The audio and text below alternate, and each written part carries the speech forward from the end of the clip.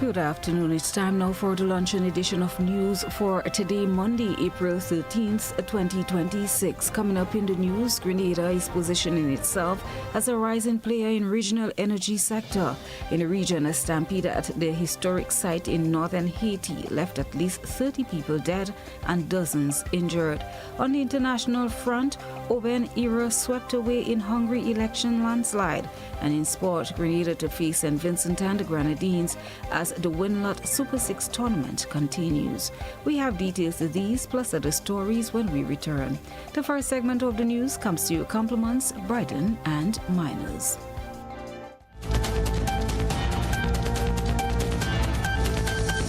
Coming up tonight on Beyond the Headlines, a special edition, The Legacy of Grenada's Elite Athletes, featuring Sakirani James, Anderson Peters MBE, and Lyndon Victor MBE. We explore what it takes to reach the Olympic podium, the mindset of champions, and the impact of Curve the 53 in Grenada. Beyond the Headlines, 8:30 p.m. Don't miss it.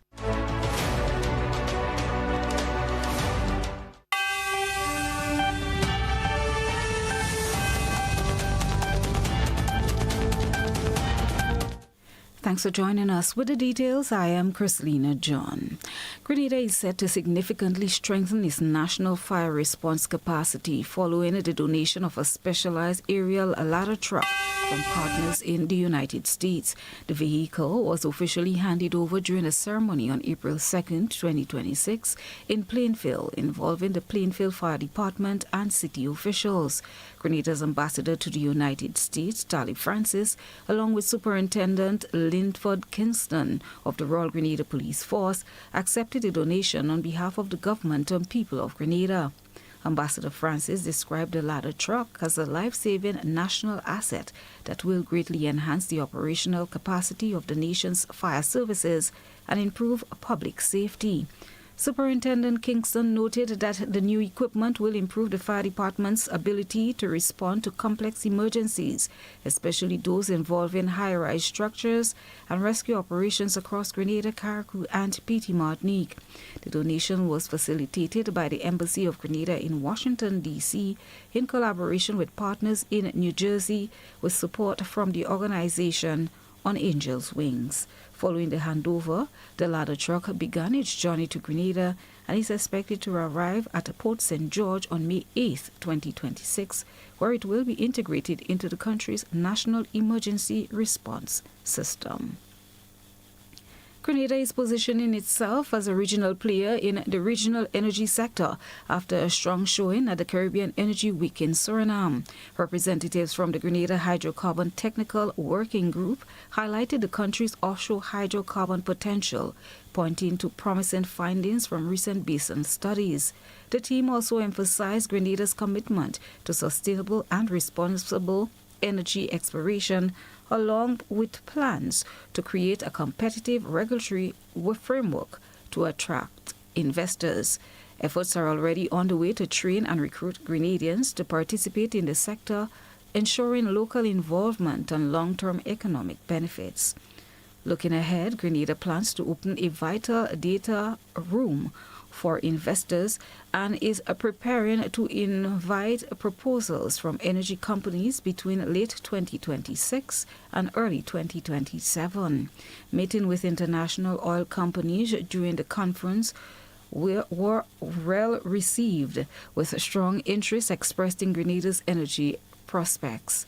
Grenada says it remains open for business and committed to developing its resources in a transparent and sustainable way. Grenada's National Solidarity Campaign in support of Cuba is aimed at assisting the island as it faces the ongoing impact of the United States economic blockade. The initiative will run from tomorrow, April 14th to May 14th, marking the 47th anniversary of diplomatic relations between the two countries, first established in 1979.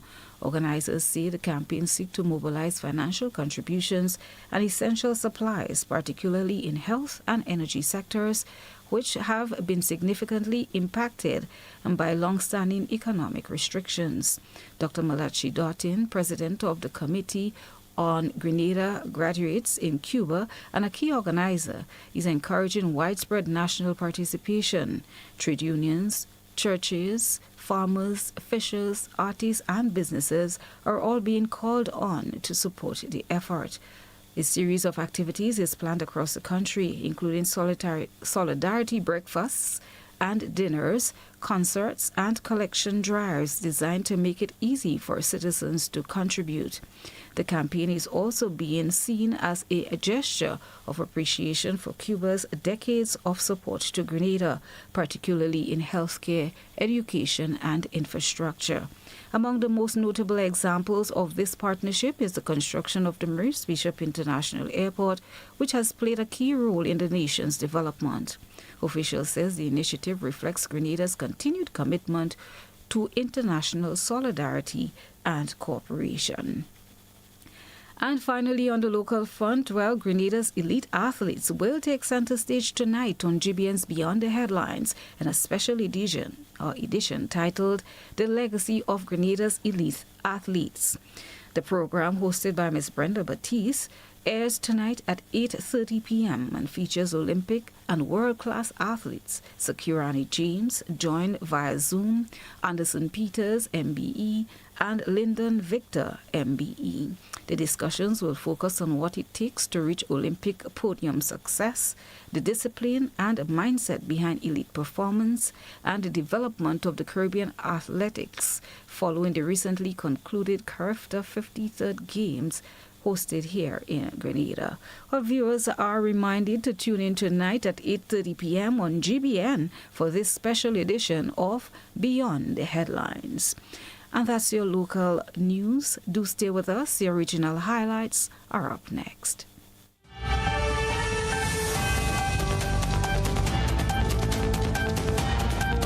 Coming up tonight on Beyond the Headlines, a special edition, The Legacy of Grenada's Elite Athletes, featuring Sakirani James, Anderson Peters, MBE, and Lyndon Victor, MBE. We explore what it takes to reach the Olympic podium, the mindset of champions, and the impact of CARIFTA 53 in Grenada. Beyond the Headlines, 8:30 p.m. Don't miss it.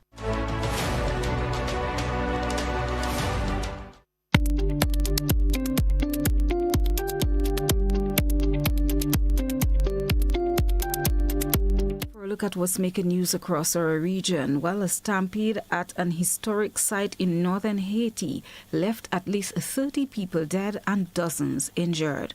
We have details of this and other stories in today's regional roundup from the OCM News Network. This segment of the news comes to you compliments Fortune Foods Limited.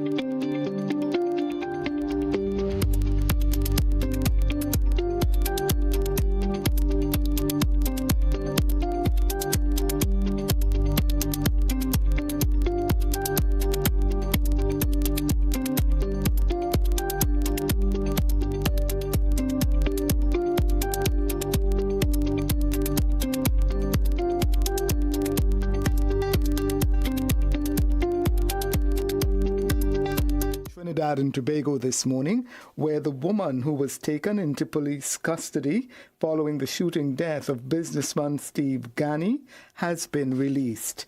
Yesterday, the Director of Public Prosecutions advised that Verona Bhagwan Singh Ghani be released pending further investigations.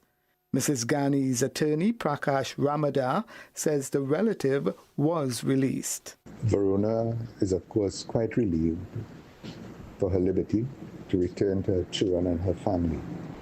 She expresses her gratitude for the many who have reached out in support of her and of her family in this very, very difficult time.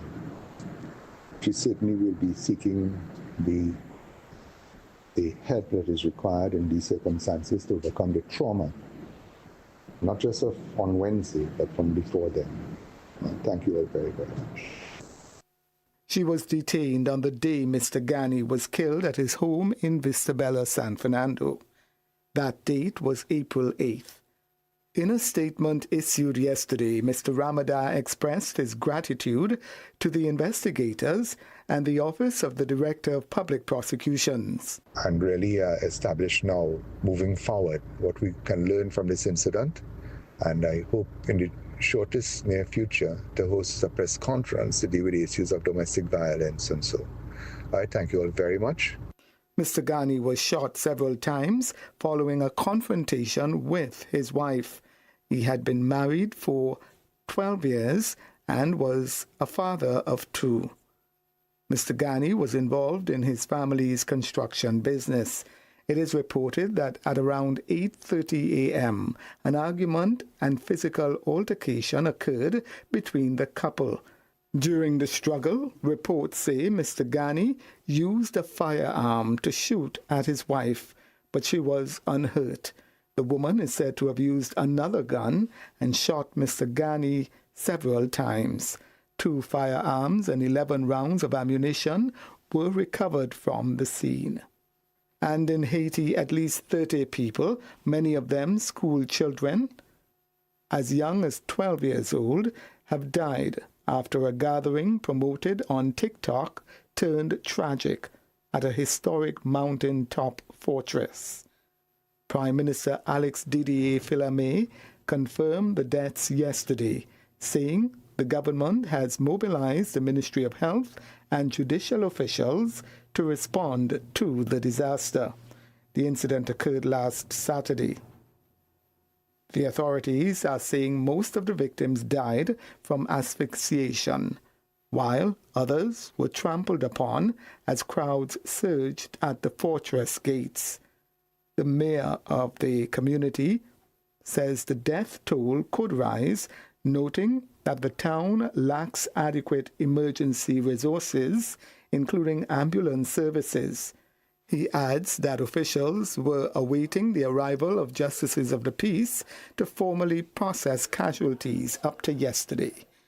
The Citadel La Friere, built in the early 19th century, is said to be the largest fortress in the Western Hemisphere and a major symbol of Haiti's independence. It typically attracts thousands of visitors during the Holy Week period. In recent years, the site has also become a popular gathering point for young people. Officials say last Saturday's incident, which was widely promoted on social media, was not authorized. And that's your OCM Regional News. Have you heard about the new software bath?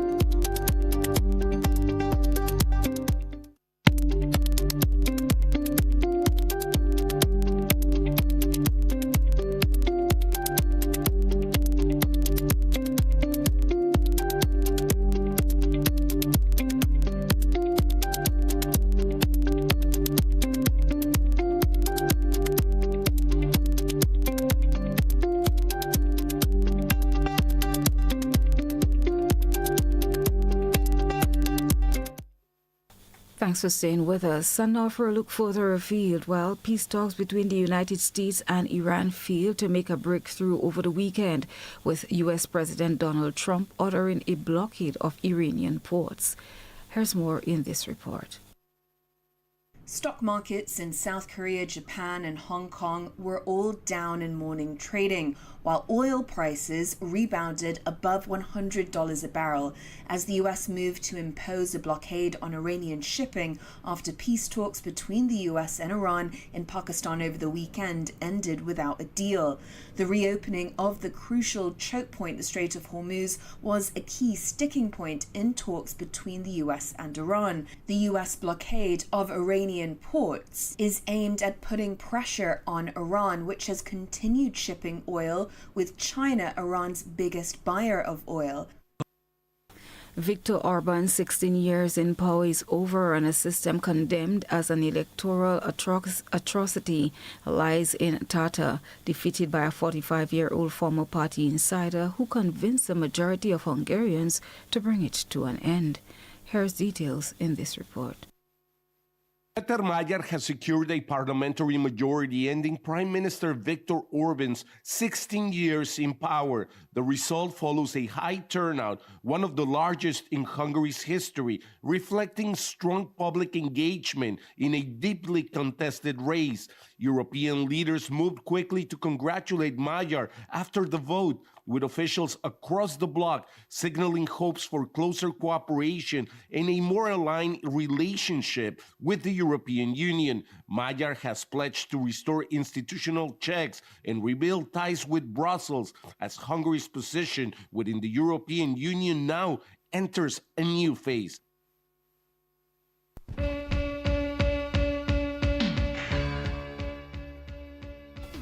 And now for your sporting highlights. While the Grenada Under-19 secured a thrilling victory over St. Lucia in the Winlot Super 6 Windward Islands Under-19 tournament, thanks to a sensational bowling performance from Shamil Hilaire.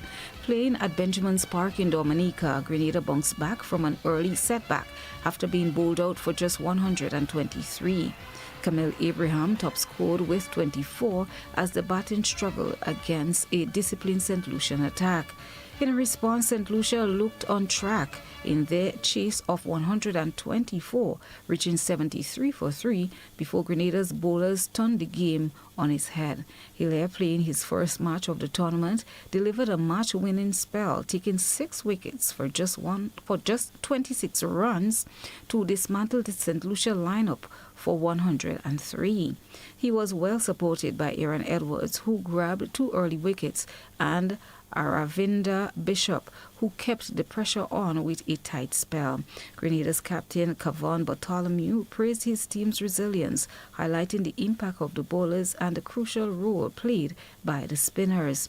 Hilaire, named man of the match, said he remained confident despite missing the opening game and was ready when his opportunity came. The win moves Grenada into 3rd place in the standings behind St. Lucia and Dominica, while Grenada will next play St. Vincent and the Grenadines as the tournament continues. And that's your sporting highlights. Do stay with us for a recap of the headlines when we return.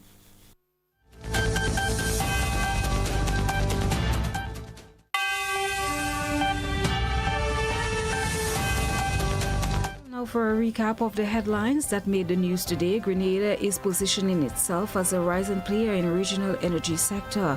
In the region, a stampede at one of Haiti's northern site, or historic site, left at least 30 people dead and dozens injured. On the international front, Oban era swept away in Hungary election landslide. And in sport, Grenada to face St. Vincent and the Grenadines as the Winlot Super 6 tournament continues. This has brought us to the end of the luncheon edition of news for today, Monday, April 13th, 2026. On behalf of the entire news team, I have been your presenter, Christlina John, thanking you for having joined us.